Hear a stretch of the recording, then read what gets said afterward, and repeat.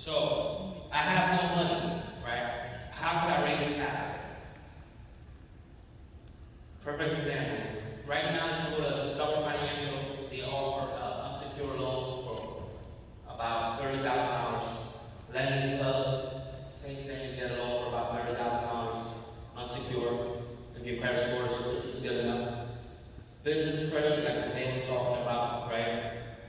As long as you have a 700, 720 credit score, you can get capital that way too. Partnerships.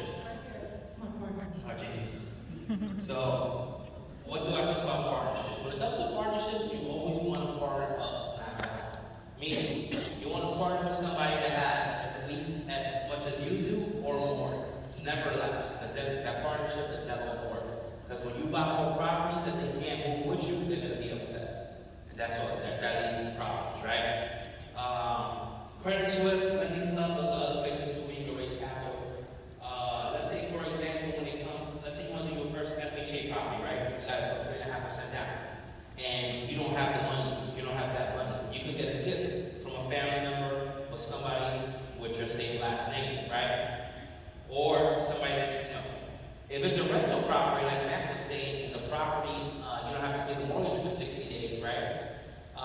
And the property's already rented, and let's say you got to put $12,000 down, and that property has 2 apartments between secure deposits and those 2 months rent. At that point, you already got back almost $7,000. So you almost got half your money back. So if you don't have the money, you can talk to somebody, hey, boom, boom, boom, let me borrow the money, I'll get it back to you after I collect the money back in 2 months, and you can finagle that way too. So you always gotta think outside the box to get that first deal done. Whatever it takes to get that first deal. Once you get that first deal, after that, every other deal will be easier to get to. Sometimes you have cash and the money needs to be in your bank account, correct? Yes. So you could, somebody who has the same amount of cash already in their bank account seasoned, that's the person that you would reach out to, correct? Yes. Right? I am not alone, so I can say this. Yes. So like let's say you have a cousin or a brother, sister, you need to borrow $10,000 or you need to pretend to borrow $10,000, but you have the cash, you don't believe in banks for whatever reason, you could just give them the cash, they write the letter, and then they can give you the check with that money from that account to you so that you can use it as a down payment. Yeah. Good? Yeah. So my first deal, we sold our car. I pawned her engagement ring. I borrowed money from my mother. She still throws that in my face every day. Go about her house, but whatever. It's another story. Just to get that first deal done, right? You have to. Without risk, there's no reward. Maybe this year you won't go on vacation. Maybe that tax refund comes in, you won't spend it on something stupid. You'll save it, you'll stack it, and you buy a property that's gonna bring you money, right? That's the whole thing. You have to risk to be rewarded. And if you don't do that, then it's not gonna happen, to be honest with you. My first 5 years, I was already a millionaire, and I was still driving a 2002 Toyota Camry.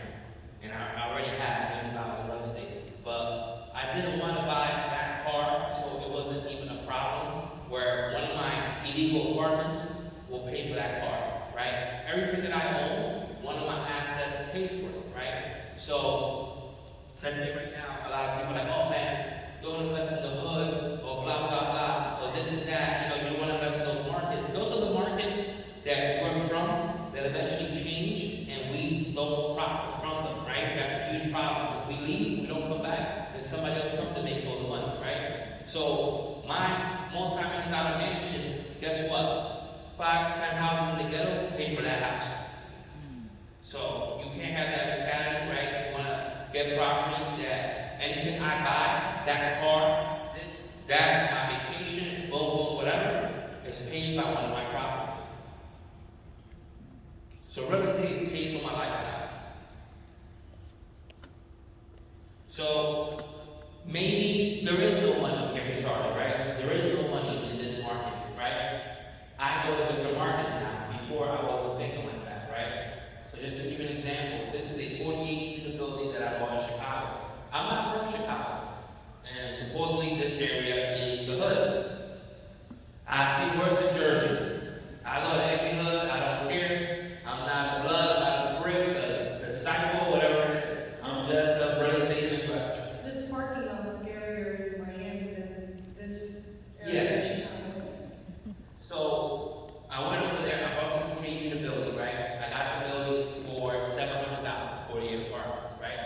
This building needs about $700,000 worth of work, right? So at that point, that means I'm gonna be into it for 1.4 million. Guess what? It is a commercial property. I'll get $1,000 per unit, probably a little bit more. Just to give you easy numbers, at that point, this building is worth $4.8 million. When I refinance, I'm walking away with 1.5 million. I'm not from Chicago. And guess what? I'm buying a shitload of property in Chicago. Because now, my market back home is oversaturated. And you can see my numbers right there. You want to take a screenshot? That's pretty much what a commercial deal is. When I cash out, meaning after the property is fixed, I'm walking away with $2.1 million. Tax free, part of my refi. And now that rental property is going to pay that mortgage, and I'm still going to make a profit every month of about $26,000. I got $2.1 million on this hand, and I got $26,000 coming in every month forever for the rest of my life. It's going to go to me and my family between the 1st to the 10th of the month. And every year, guess what? I increase the rents about 5%. Over time, my cash flows going to keep on going up, and eventually I can refinance again and take some money out. The best thing is, on the refi, since it's part of your loan, you don't get taxed. It's tax free. When you flip a property, you have to pay capital gains. So this is kind of like the bird method that they talk about, but on a bigger scale. You're pretty much done. That was the last one?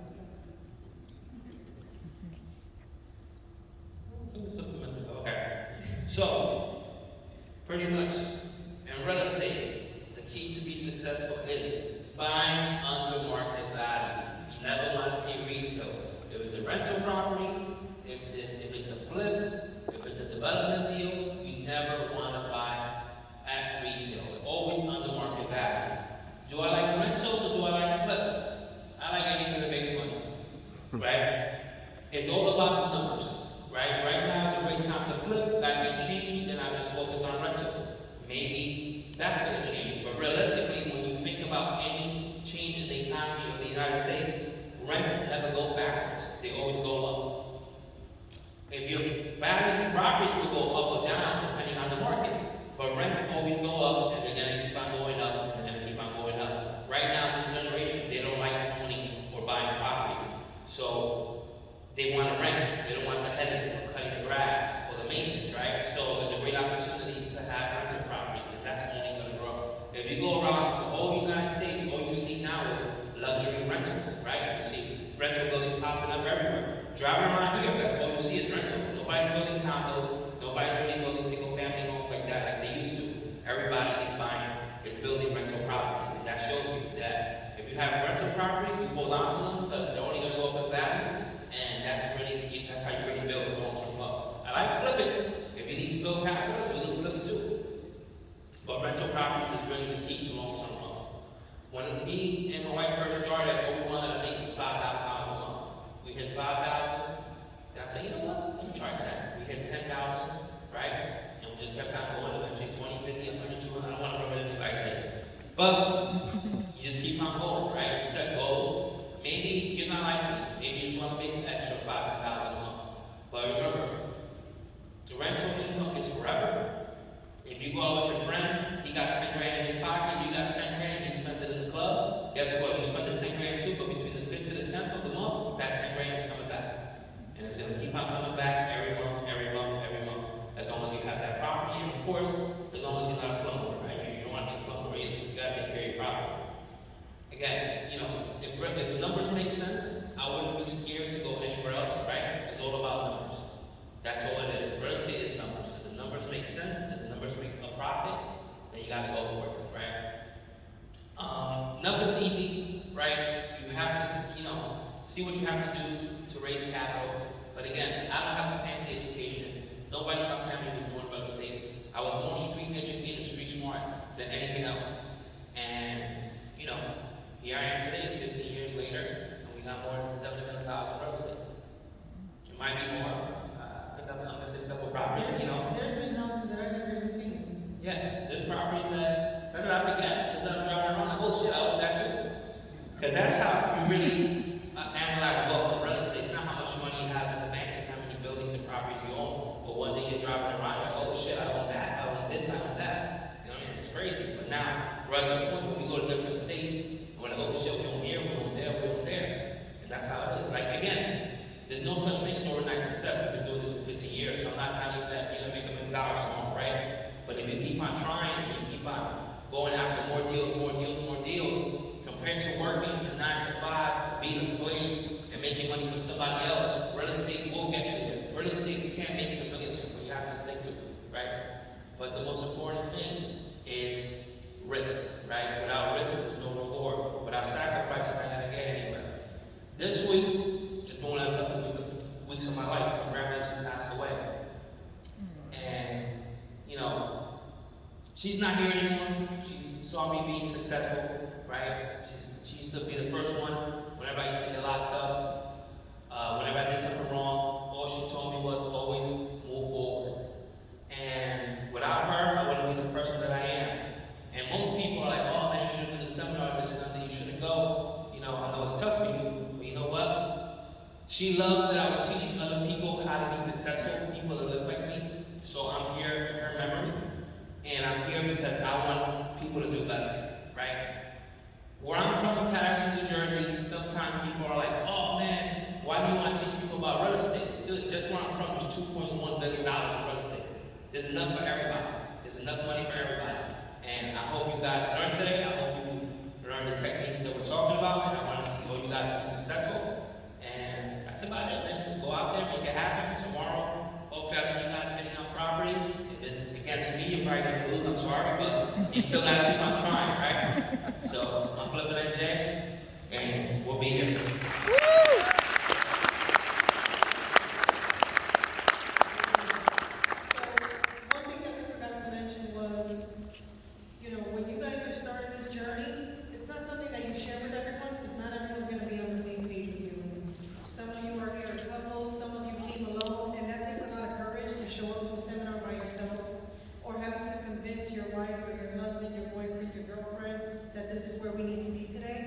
So maybe your mom won't understand the vision, or your coworker won't understand the vision, or just anyone around you. So it's something that you guys just want to keep to yourself. You know, maybe you're excited about today and you want to share that, but when you're thinking about a property, you're not going to ask anyone their opinion. If they're not at that level, then that's not the person you should be asking their opinion. If they're not a homeowner, if they're not an investor, if they're not a contractor, if they're not anywhere in this space, they're irrelevant. And their opinion does not matter. All right? And I just want to make sure you guys know that, because sometimes you want to ask an uncle, an aunt, somebody that you go to for different types of advice. But this type of journey that you guys are about to embark has nothing to do with them. It just has to do with you. And taking the next step. Don't be a professional student. If you fail, it's okay. We failed many times. We've been in foreclosure. When you're at the bottom, you just get back up. We had the restaurant, we're losing everything, you know? Coming home, making money, open up the restaurant, market change, next week our house in foreclosure. I saw an opportunity in real estate, and I just made it happen. A lot of times I meet with people, right? And you know, bankers, financial people, every kind of, you know, people with doctrines. And I sit in a room with them and they look at me like, yo, how can you be more successful than me? When, you know, I have all these fancy degrees and I'm smarter than you, right? And that happens all the time. And then sometimes I look at them. They do judge. Yeah. No matter what, you know, I'm redline all day. That doesn't even happen, you know. To this day, no matter how much money I got, you know, I walk into the bank and people still look at me funny, right? So a lot of times I sit down with people, right? Like one time I did a one-on-one with this guy, and he was the chief lending officer for Investors Bank, right? And he had a master in finance, right? And I'm looking at him, I'm like, yo, why the fuck is this guy here? Right? I'm like, yo, if you're in a bank, you know all this shit, what it gets to get approved, why are you coming to talk to me? And right as I'm talking to him, I already realized the problem, right? A lot of us are overthinkers, right? You can't be an overthinker.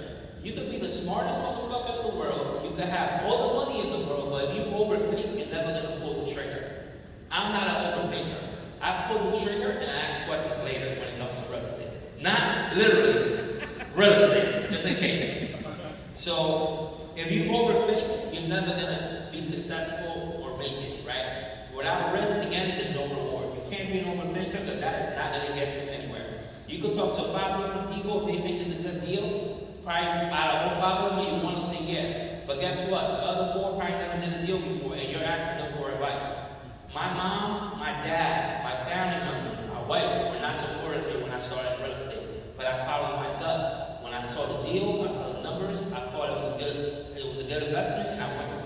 And that's what I do every time I see a deal, is go for it. So don't overthink. If the numbers are the numbers, that's all you need is the numbers. The numbers don't lie.